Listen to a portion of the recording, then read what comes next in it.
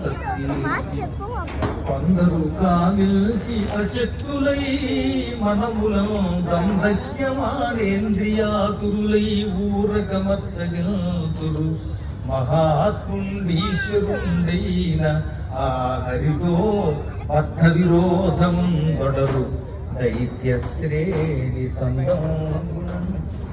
కొంతమంది ఉంటారు, వాళ్ళకి అహంకారం ఉండదు. అందుకని వాడు ఏమంటాం నిరహంకారులు. ఏనాడు ఈ పని ఏం చేశారని తనకిగా తాను అహంకరించడు. ఇది భగవంతుడు చేస్తున్నాడు మాట్లాడు. దానివల్ల ఏమవుతుంది? నిరస్త పాపం ఉండదు. అహంకారం లేకపోతే పాపం ఉండదు.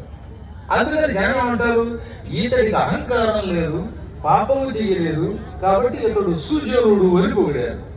ఇప్పుడు ఇతని పేరు అంతగా వ్యాపించేసిందిగా.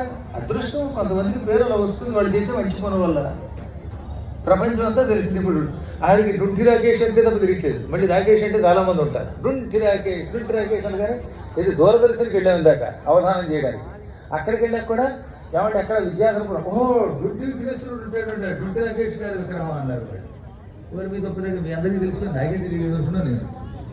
అంటే తద్వారా కొన్ని కీర్తి వస్తుంది. ఆ కీర్తిని కొందరు కోరుకుంటారు. అతనికి ఎందుకు పేరు రావాలి, నాకెందుకు రాకూడదు అనుకుంటారు. పేరు కోరుకున్నంత మాత్రం చేత రమ్మంటే రాదండో. పేరులో ఏమున్నది అనుకోకండి. పేరులో